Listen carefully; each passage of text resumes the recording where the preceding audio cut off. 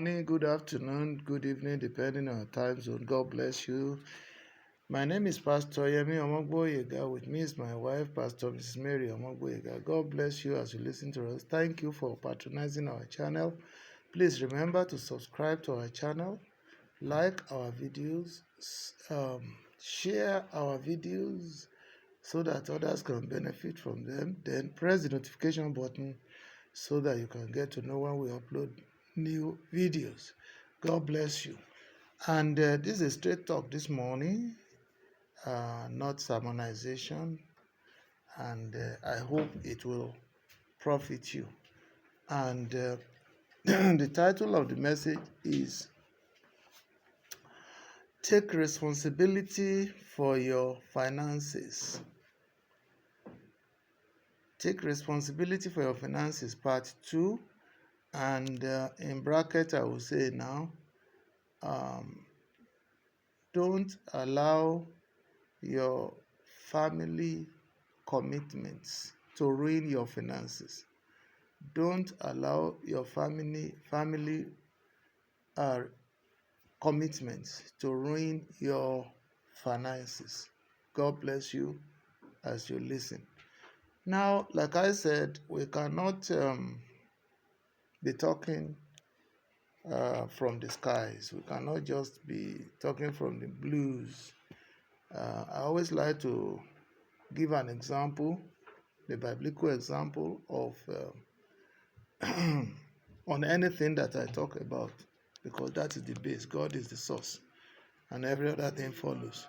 So, even though, like I said, it's not a sermonization where we'll be praying and do all sorts of things, otherwise you will consider it religious. It is not religious. It is something that affects your life. It's something that affects my life.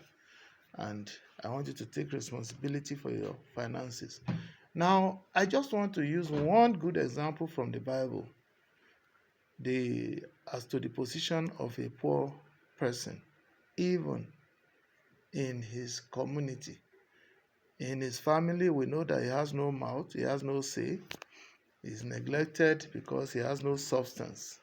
His advice, his everything is meaningless, and people can hold meetings behind him.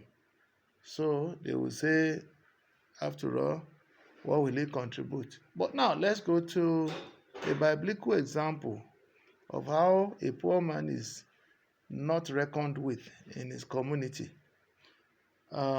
We are taking our short passage from the book of Ecclesiastes chapter 9. Ecclesiastes chapter 9. So we are taking it from verse 6. Ecclesiastes chapter 9, verse 15, I guess. Verse 15. Yeah. Now there was found in it a poor wise man, and he by his wisdom delivered the city. Yet no one remembered that same poor man. Okay. Can you hear that? So I need not tell you that in your community, if you are poor, if you like, be as wise as King Solomon, you will be forgotten. You will give them the wise counsel. They will take it and they will forget all about you. That's why I pray for you and I that may God not allow financial poverty to come into our lives in Yahushua's name. And not just prayers, it is for you to do what is needful. Desire to make money, adequate, ample money. But don't be greedy. Take note, don't be greedy. Don't do it through crooked ways. There are legitimate, honest, godly ways of making money. Do not cheat. Do not yahoo. Do not kidnap. Do not defraud. So take note.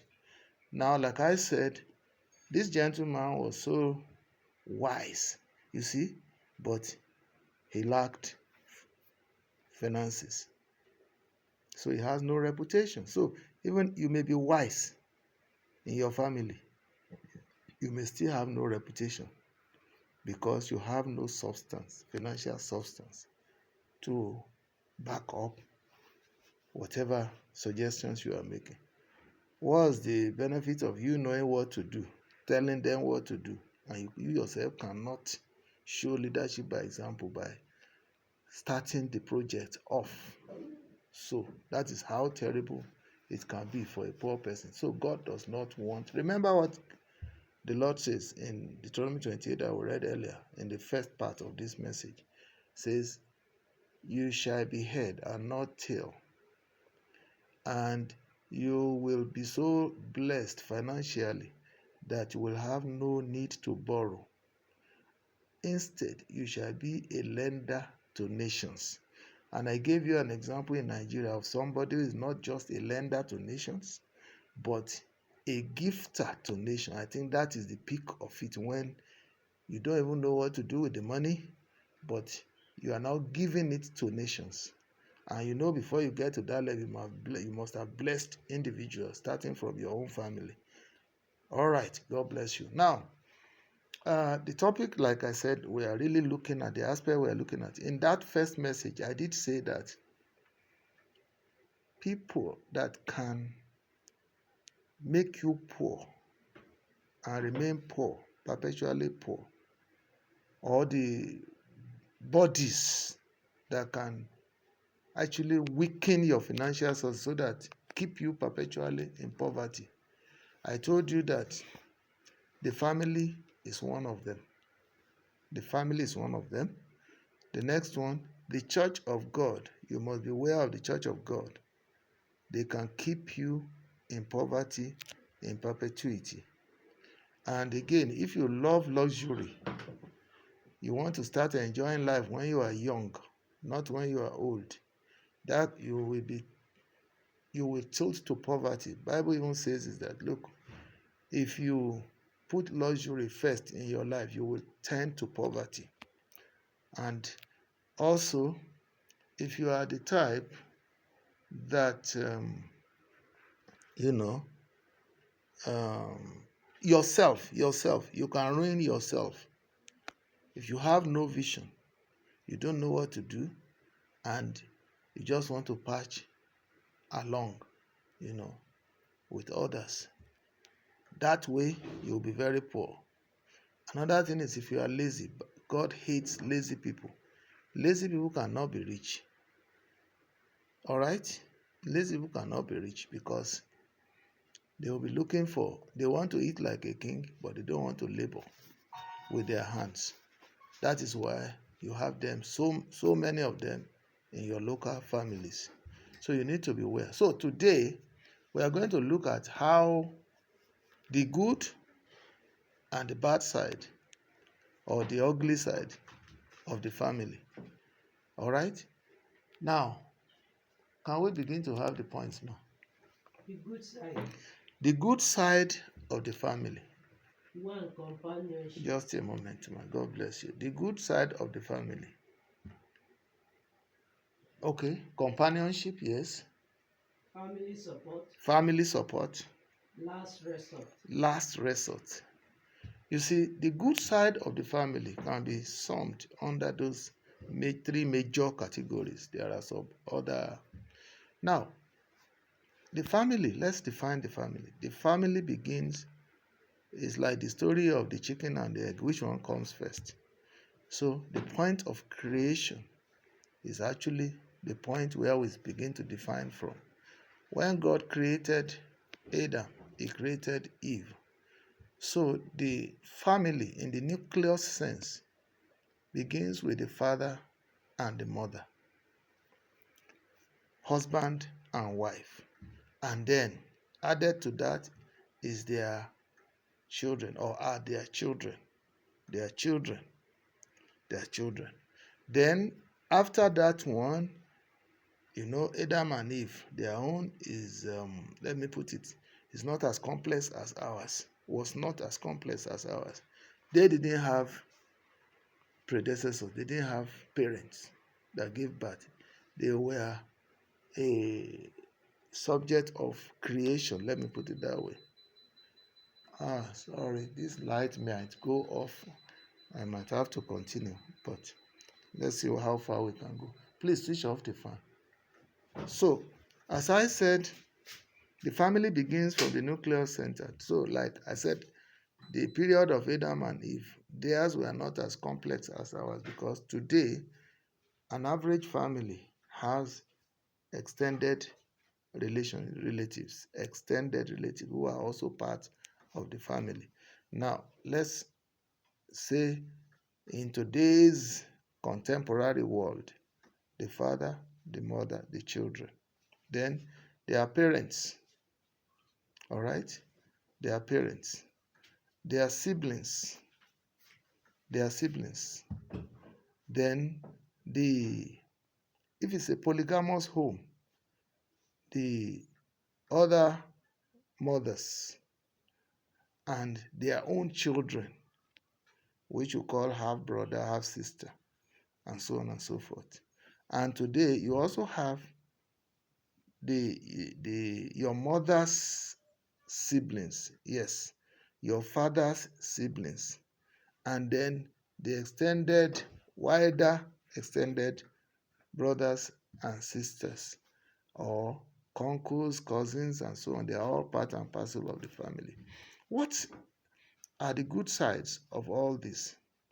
The good sides is that the first people you know in the world are your parents. Then you know your father, you know your mother, you know your grandmother, you know your grandfather, you know your uncles and all that in the family. So you are the first person that you knew in this world are these people. So they are the one that received it into the world joyfully. Take it or leave it. Every one of them has contributions they made to your lives. The role of even neighbors are there, but let's just limit it to the family that we are defining. Now, your father, your mother, then they are their own siblings and their cousins and aunties, larger family. Then the children now, the children themselves, you as the children, you know yourselves. So you are siblings to yourselves. Now, now, this father and mother owe the children the duty of care, owe the parents the duty of care, owe their parents, siblings duty of care, owe their um yeah, let's limit it to that now.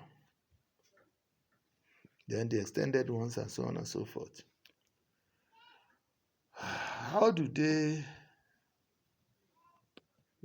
they are very good to you as a companion. The first thing that God made family to be is in companionship. You are not alone. In fact, you cannot just go. You are a foreigner to other families.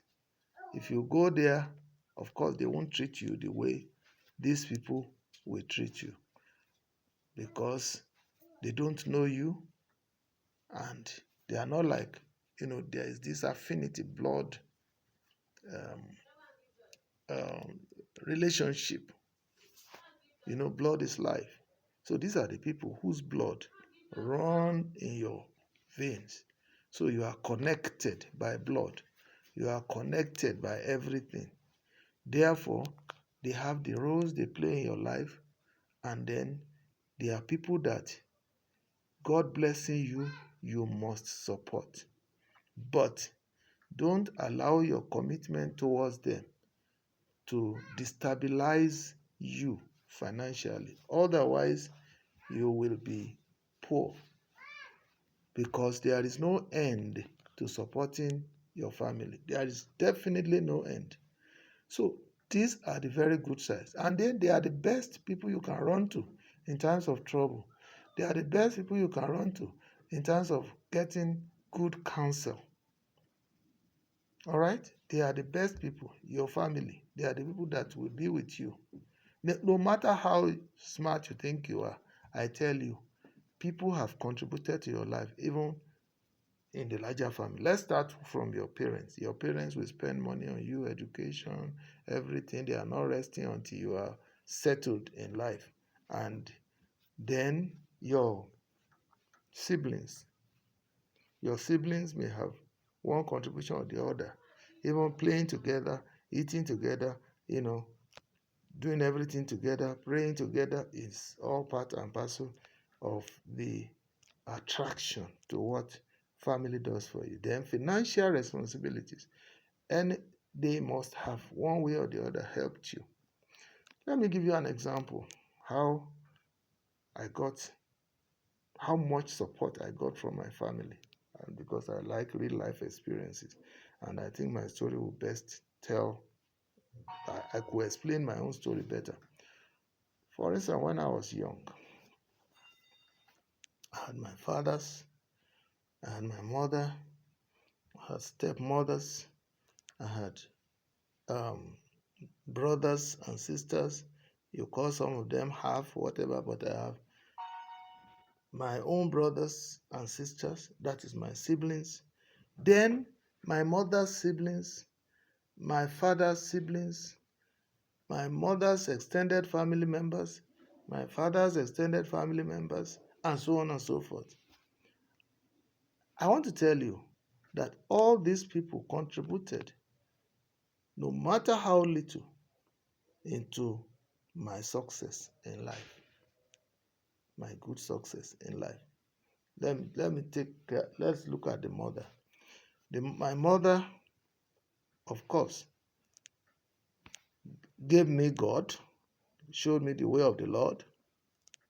My mother took me to, ensured, because I remembered whatever education I have today, I owe to God and to my mother, to the vision of my mother, because she kept singing it that, look, aloud too, to my hearing, that I want my children to be educated in the Western way. And today, by the special grace of God, whatever I become educationally is the vision of my mother. And then my fathers gave me food, gave me moral support, gave me good counsels. In terms of financial commitment, you may say that they didn't directly finance, but somebody who gives you food has financed you. That's the truth. They may not buy clothes for me. My mother will do that. It's like a shared responsibility. Feed the children. Feed the mother, feed the children, everybody. But the mothers are the ones that will be responsible for the nitty-gritty of how you go to school, and then you buy books, how you buy pencil and all that. So my mother played their role. My fathers, they played their roles, and I appreciate them.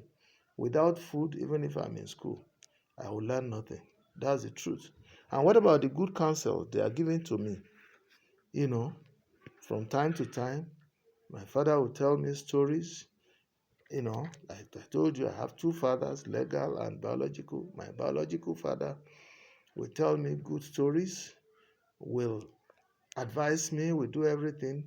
My legal father will feed me and care for me in other ways and tell me stories too. In fact, he was not sparing as far as discipline was concerned. If you have had cause to read my autobiography, you would have understood what I'm saying. So these people, they play their roles. Now, that's my fathers and my mother.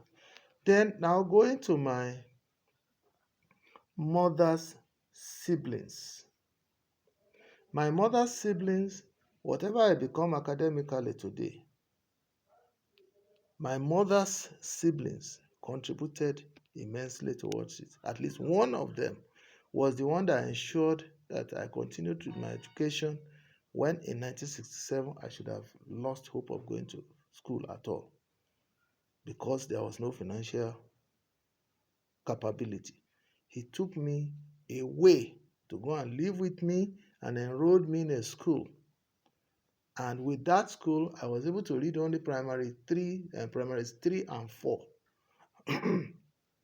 While with him, before this kidnapper thing scared everybody in the village that we were living at Jegunle Idanre. I mean, choosing between going to school and being kidnapped.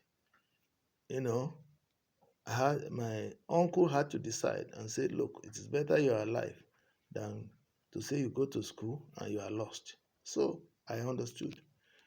But those 2 years, he did his best. But when we returned to, and he returned me home, I mean, together with him, all of us came back home to my town, and then I resumed my school. When I resumed my school too, now coming to my siblings, direct siblings, my sister, my eldest sister, took responsibility for my primaries 5 and 6 in school, and she did it to the best of her ability.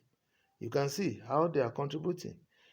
Lest I forget, my mother's siblings, my mother's mother, my grandmother, had 5 surviving children. My mother being the firstborn, the second one, the Chief Adeniyi being the second, and so on and so forth. Out of those remaining four, apart from my mother, there is none of them that didn't contribute to my overall welfare. They contributed in their own little way. May not be finance, maybe word of wisdom, might be encouraging. Even the fact that I had people to visit and they welcomed me well is something. So I felt very much at home with all of them. And some of them I will go to this, especially Chief Adeniyi and Chief Israel. I will go to their farms and enjoy my lives. So my life. So coming back to my own sibling now, my sibling, my elder sister took charge, then followed by my older brother, Ajiboye Ilubusi, who took also. My elder sister took me from primary 5 to 6. Then my older brother took me from that primary 6 into a higher dimension where he enrolled me. That's what he had capacity to do. He had no funding, no financial capability to send me to regular schools. But he enrolled me in an institute. It's not where you go. It is what you make out of where you go. And he enrolled me to Secretariat Institute, where I started my life. And I maximized what benefit I got from it. This is how my brother, until I was able to take over myself, with God with me, and continued till now. The rest. Now, I told you earlier, you can be your own financial, you can bring about your own financial downfall. If these people have helped me this far, and after leaving them, and I decided to now go to luxury, I could have ruined myself. So when I started working, I continued to fund my education and up to the university level. And to God be the glory, God backed me up, and today I'm a graduate and I'm doing well by God's grace. So you can see these people have contributed from this community of families. You see that all of them have contributed immensely to get me to where I am. And so I will forever remain grateful to them. These are the good sides of the family.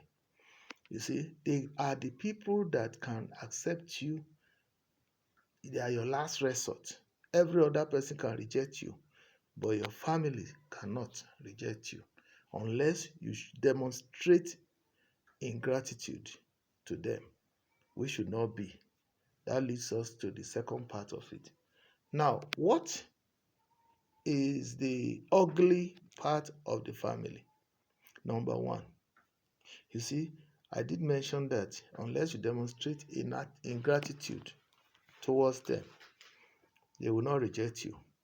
But if now God has blessed you in whatever capacity, whether you become the president or whether you become just somebody who is comfortable, has taken care of himself, you owe them a duty of care. You owe them gratitude, just as you owe God gratitude. You owe them everything good.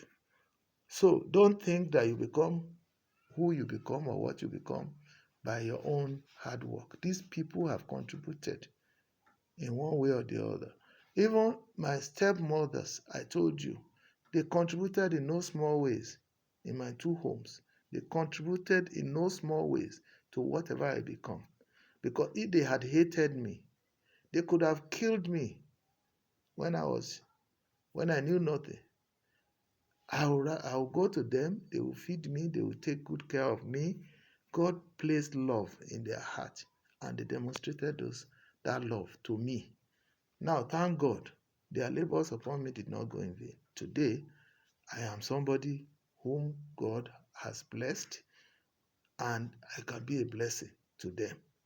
So, coming back to the gratitude side, you owe them gratitude. You owe them duty of care. That's how I took my own life.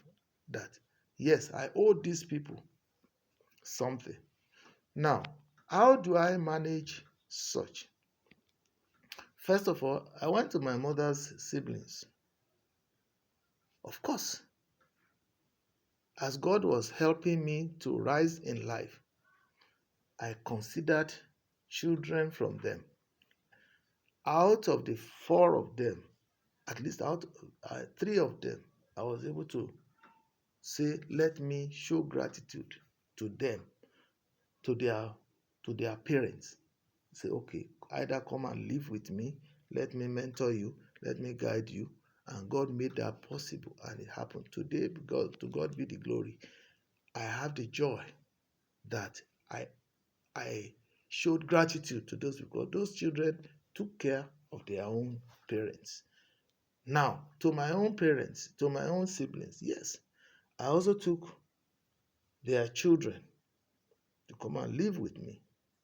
And I mentored them, and God made it possible for those of them who have ears. Not everybody. If I tell you everybody succeeded, it's a lie. But the truth is that those who listened, just as I listened to my parents, to my mother in particular, those who listened, today they are the better for it. And I am happy to have them around me.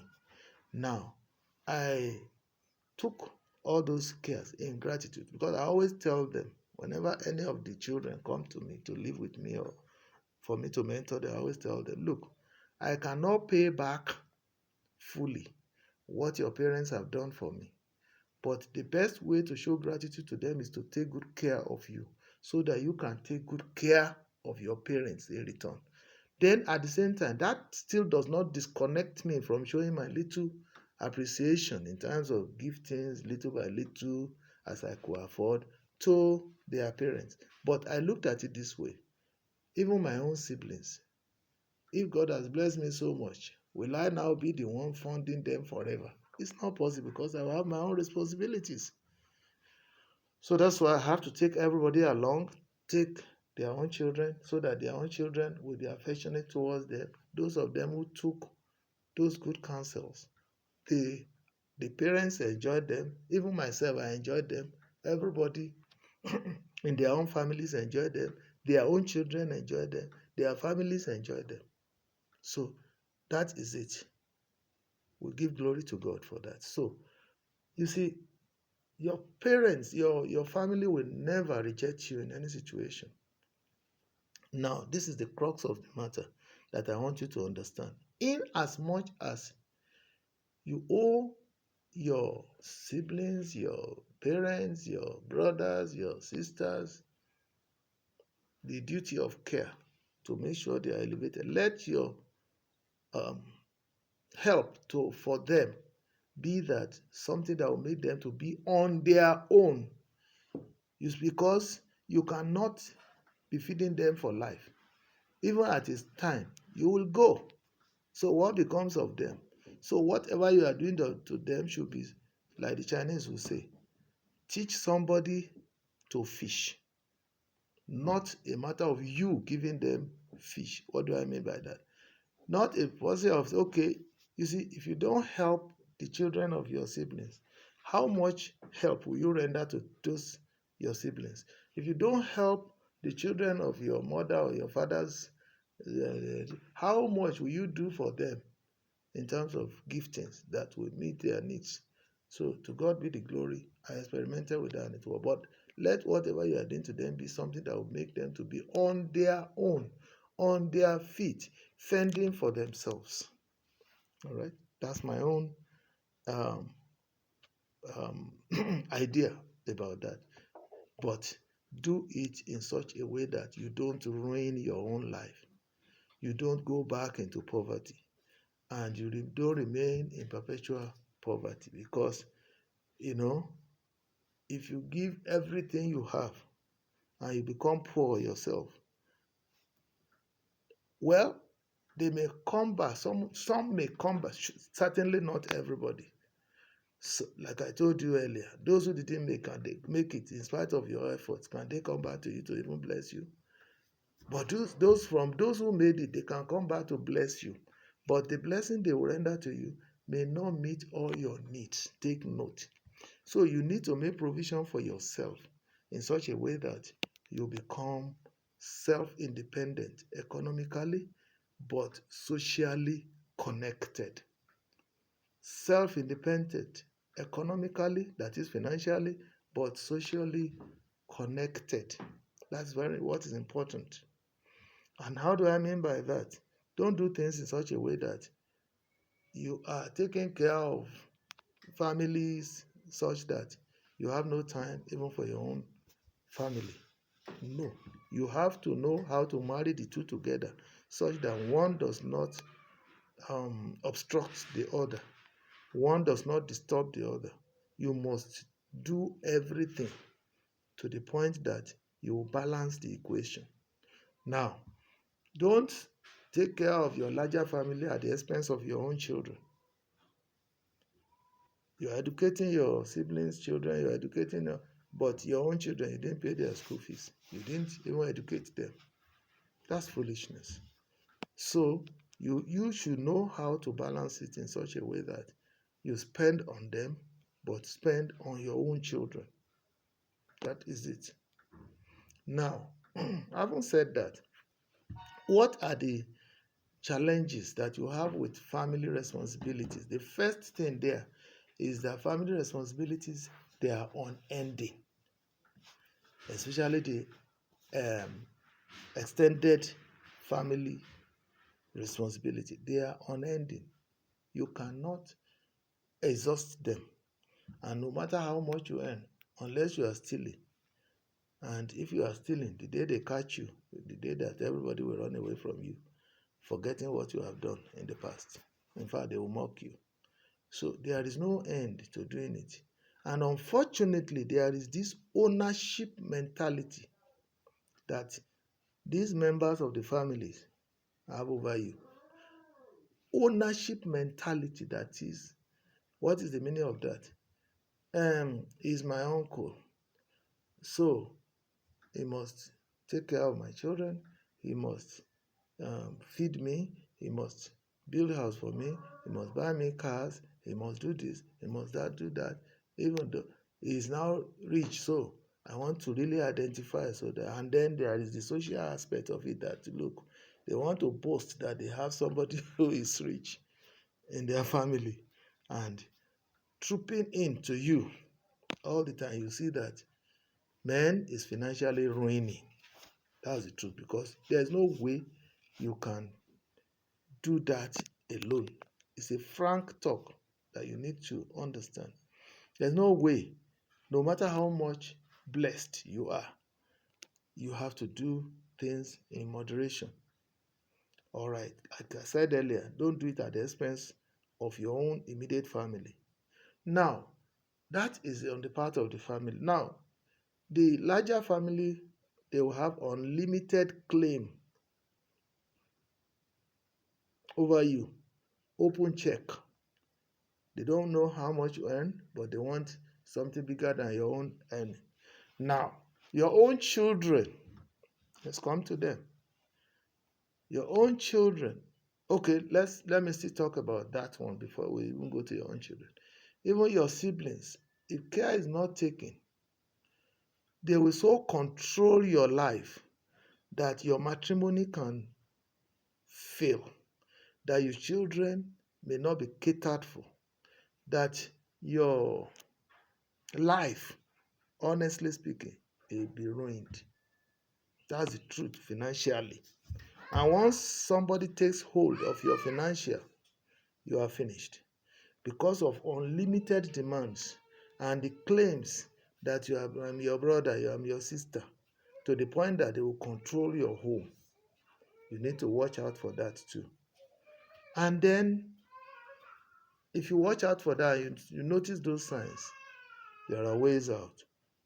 What you owe your siblings, your larger family, like your mother's sibling, your um, father's siblings, and so on, is to help children in that place to grow up to be self-independent. Anything outside that, you'll be wounding yourself. So,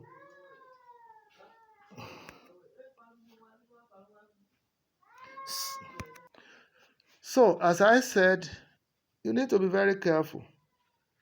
Your siblings, for instance, can take over your life, take over your property, set your children apart, and take over everything that take you over. You need to know, to understand.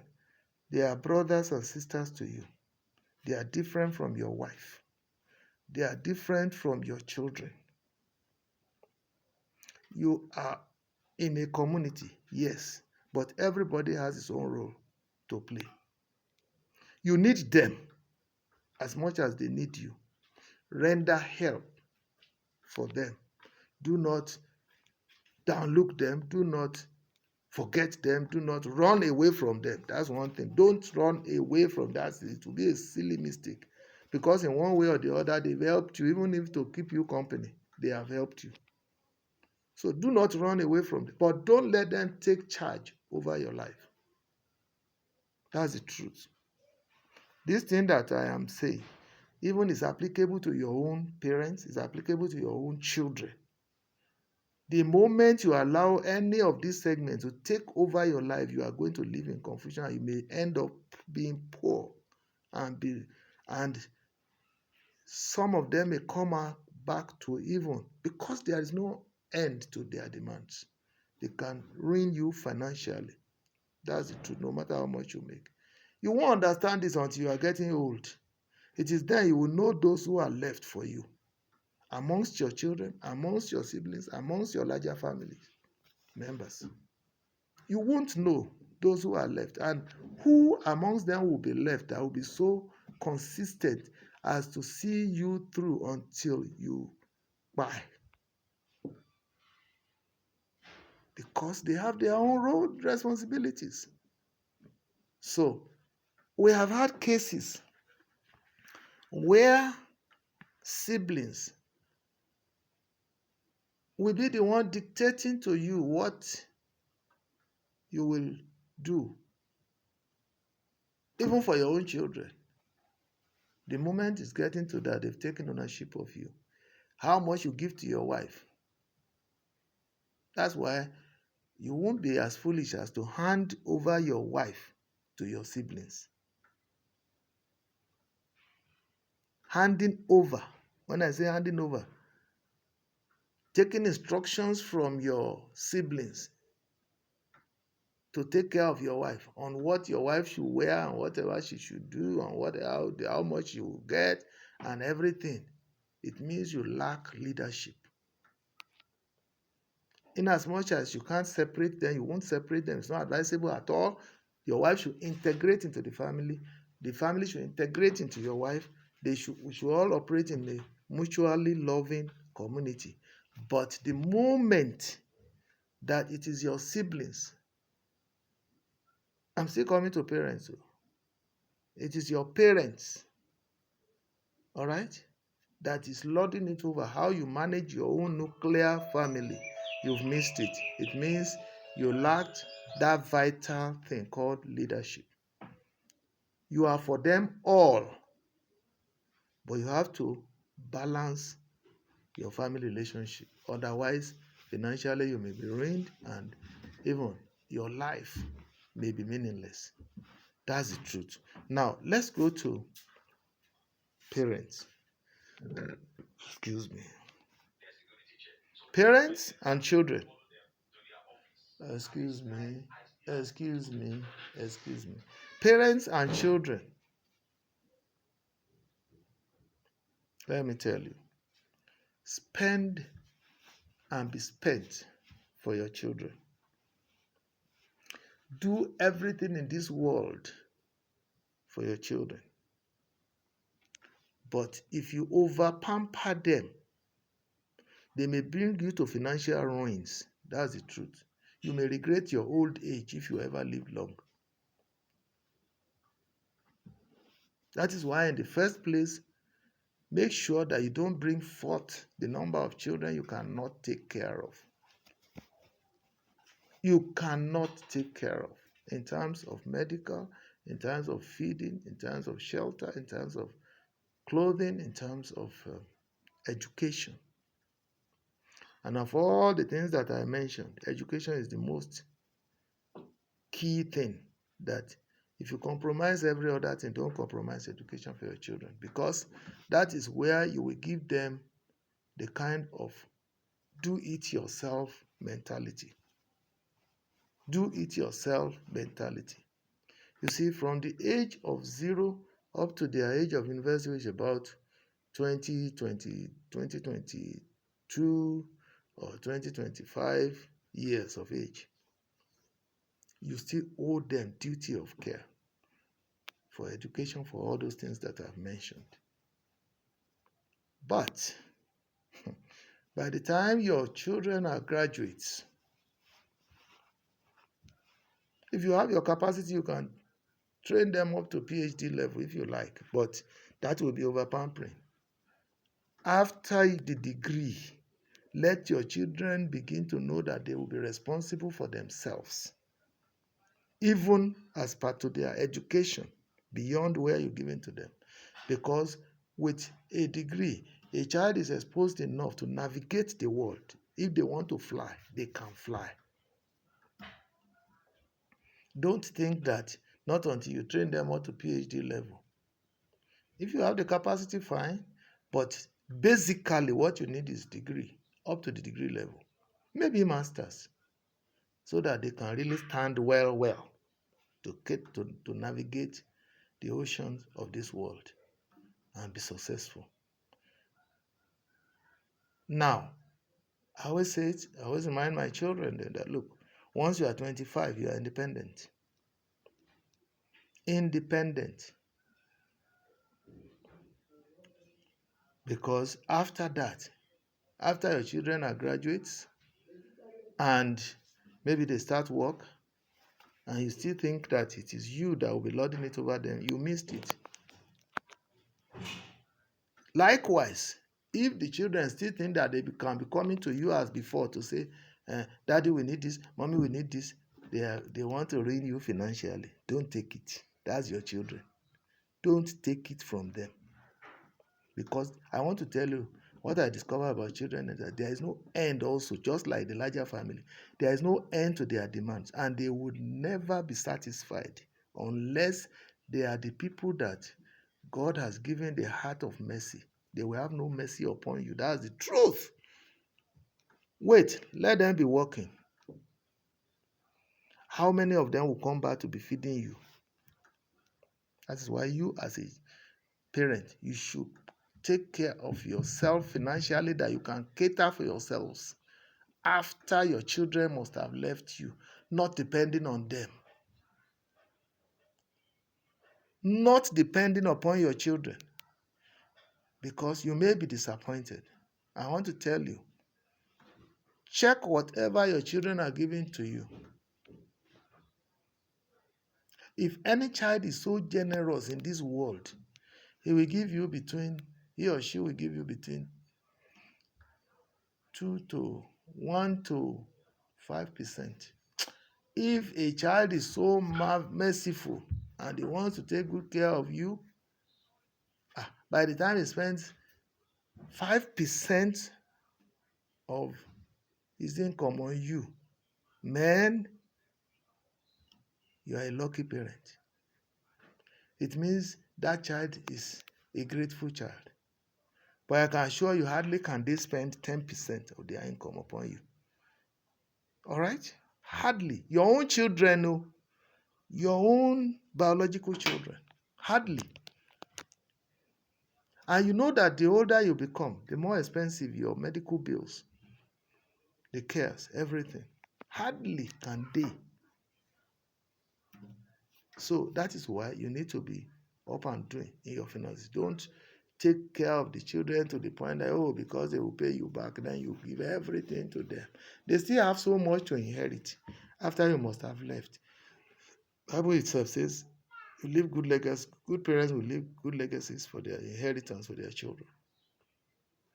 All your properties, everything belongs to them.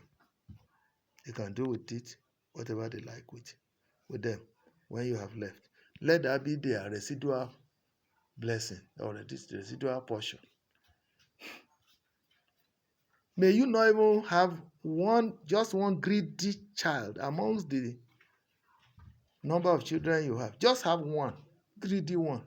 He will not take care of you, and whatever you have, he will want to take it over at the detriment of the rest. If you have that kind of child, you are in trouble. And his or her siblings are in trouble. That's the truth. Because whatever good legacy you think you leave for them, he will want to commandeer it at the detriment of others. And that would bring about quarrels, disaffection, even among siblings from the same father and the same mother. That's the truth. But if God has helped you and you're able to balance that before you leave, then they should know that whatever you are leaving behind is an asset that they should build upon to better the lot of generations upon generations after them. But the greedy ones will want to take everything alone. Even while you are alive, they will struggle it with you. The greedy ones. That's the truth of the matter. So if you don't take care of your finances, you may suffer in your old age, even if you have 20 children that are well educated and well catered for, but have no mercy. That's the truth. You will suffer. So you need to be careful. Now, let's take another way in which you need to be careful. Maybe we should talk about that in addition. Although I wanted to make that another video. Let's just limit it to this family thing. Now, what are the ugly side of the family? Whether it is the larger family, whether it is your own children. Do you know that? Your parents, okay, let me quickly talk about that parents. Parents lording it over the children and so on and so forth. Unfortunately, you don't know, there is a thin line between love and domination. Some parents are very caring. They want to plan everything in such a way that children will not suffer. But unfortunately, the child or the children may misinterpret it to mean that you are lording it over them. And then instead of you developing love, advancing love, you see that they will misinterpret it to mean they will turn it to hatred. And they will hate you. They will even lie against you. They will even see you as their enemies. They will see you as, in fact, they will see you as somebody never to move close to. That's the price sometimes that parents pay for loving their children. They can confront you. They can go as far as telling third parties that you are the one undoing them because you want to hold on to their lives, which may be a lie. I'm not saying that there are some parents who are not domineering, but we should be able to distinguish between parents who are loving, who are counseling, not lauding, who are giving parental advice that will better the loss of their children, who themselves have catered for their children to the best of their ability. All they are continuing is in that love, but it may turn out to become hatred. So that is between parents and children. Unfortunately, if that happens, it's difficult to correct, because the more you try to show love, the more they will see you as hating them. It will take the grace of God, and it will take God Almighty to intervene for them to see the light, that you are not trying to dominate, but you are trying to better their lot. Take note. So parents, children relationship, all these are our children. Let them be that 22, 25 upwards years old, and then let them even be on their 80s. Then you see their true picture. Whether they will remember you or they will not remember you, whether they would even be grateful to you, and then whether they will still not be demanding from you instead of giving you peace. So it's a major challenge. So your own children can ruin your finances through their unending demands. That's the truth. Look, there are two ways to this thing. If parents are blessed, they can be a blessing to their children unlimitedly. How do I mean by that? If parents are so blessed, they can do whatever they can afford, but it will be voluntary from their own heart. And it will not ruin their own finances. It will not break them down. It will not give them sorrow. It will not give them pain, because they are doing it voluntarily. But if above the age of 25, a child is still coming to demand this, demand that, demand this, demand that, there is no end though. If you like, settle and settle and settle these children. They still have more to ask for in you, from you, such that you will be agonizing instead of having peace over them. Some of them will even, it will be well with them, so well with them, but they still, because of the kind of heart they have, that I remember one child that said, let us grab everything from this Baba before he leaves. He is rich. Let us, and he himself, everything he does it to gather things to himself.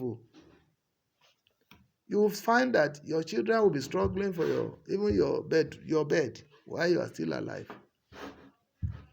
Not because they don't have, but everybody wants to take his own. Everybody wants to take the maximum. Everyone wants to take the biggest. That's how children give their parents sorrow at the end of all their labors. Don't let your children. Once you settle your children, you take them to the point there they should navigate the world and fend for themselves, let them go. Let them do what? Go. Otherwise, you will be in trouble.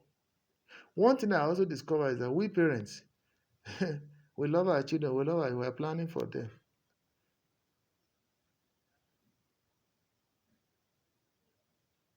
The children are not seeing the plan you have for them.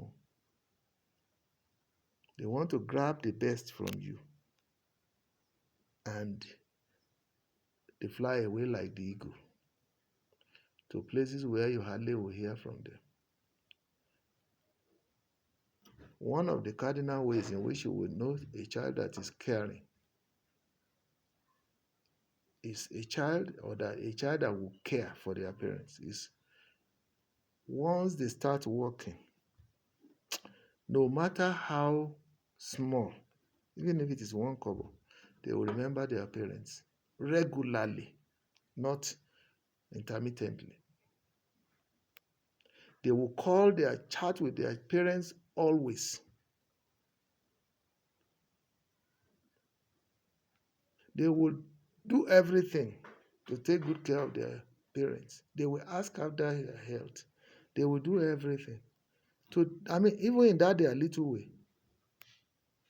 But any child that is not doing that, you know that if this child, by the time it is well with him or her, if he grows up to be anything, if he grows up to be Bill Gates of this world, he will never remember you. That's the truth.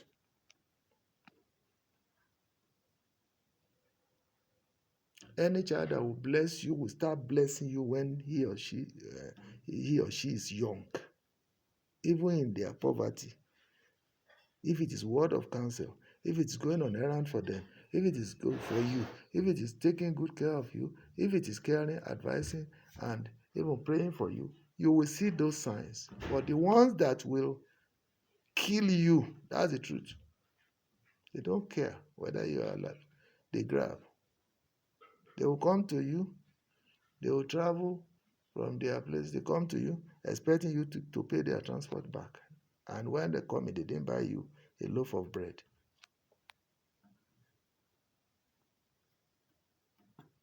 That's a sign of wickedness on the part of children.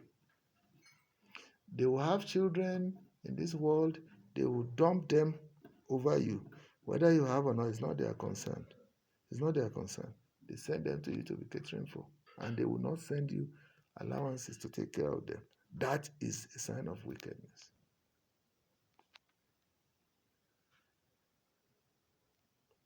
From your own child. That is why I love the statement that says, if you have a male child, don't rejoice. If you have a female child, don't rejoice. But pray to have children that will be caring.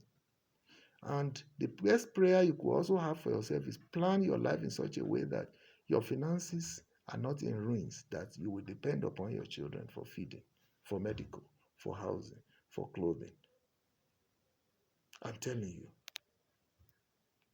if you don't plan in such a way, you spend everything you have on them and then become nothingness. You will be shocked. You will be lucky if you have 4 children and maybe 2 or 3 of them are caring. You may have one, that one is not caring. You may have two, the two are not caring. You may have four are not caring. But God may help you that you have more than that and they are all caring. That's the prayer you should pray, that the Lord give me children that will care for me. And let me not also be a fool as to spend my life upon them and depend upon them. That is the life, the reality of life. Life does not smile with anybody. Your children will not smile with you when the problem comes. But there are some children, they are so caring, they are so affectionate, they are so everything good. But it may be just one or two amongst them. These days, I'm advocating that people should have 2 children. Yes, our parents in those days have many children. They say you don't know which one will care for you in the old age. They were correct then. But when you look at the responsibility of taking them to the point where they can care for you and caring for you after you have even labored is another kettle of fish. They may not. Those who will. But some, indeed, these days is going to the majority side of our youths. They care not for the generation before them. That is why you should be wary. Don't let your family ruin your finances. Plan your finances in such a way that you don't have to suffer at the end of it. You don't have to regret your life. That is why the summary of the family is that, like I told you, I analyzed it from father, mother, and then parents, father, mother, and then the siblings of your father, the siblings of your brother, and then uncles extended. Please navigate through all of them. Help those who will be helped. May God allow the help to yield results. You never can tell. It could be from that circle that God will take care of you in your old age. Why your own children may not even bother. That's the truth. You see why you cannot neglect your family? But the only thing is, don't allow any of them to take control of your life, to give you invoices that are beyond your power. Do what you can that will elevate them. Give them skills, give them knowledge, give them wisdom that will profit them. Let them go ahead also and fly. And if God gives them a heart of gratitude, they will come back to bless you. Now, your own children, give them everything in this world so that will enable them to navigate the world and get blessed. Please don't sacrifice your life for them. I'm saying this categorically because many of them, let me say not most, because some families are lucky. Many of them will not look back at you when the chips are down. That is the truth. Therefore, don't serve your children to the detriment of your own life. Don't serve yourself to the detriment of your children's future. Give them, lead them to the point where they can navigate. They will fly. Then, if they don't fly, that's their problem. May God allow our children to fly. Even animals, when they grow up, they will win their children. You need to see the chicken, the hen. What does it do? When it's winning the children, it will conquer their head. How long will I continue to put food in your mouth? So, parents, let your children stand. I pray that they will remember you. If they do, good. That's what Yoruba call Ajeomo.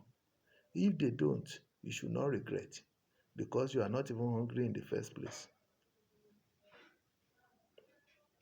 So, never compromise your life. Never compromise your children's life. Never compromise your larger family's life. Relate with everybody. If you compromise your life with any of those segments, you may ruin your own finances. You want to please them, you want to satisfy them, you want to meet all their bills, you will ruin yourself. So, as I said, let me stop here. The next one we are going to consider is the Church of God. May you not experience calamity, financial calamity from the Church of God. We'll treat that next. That will be part 3. Take responsibility for your life. And to take responsibility for your life, the key thing is take responsibility for your finances. Know how you generate and spend your finances. Put them in places that will profit you. I told you, you may train your children, they don't come back to bless you.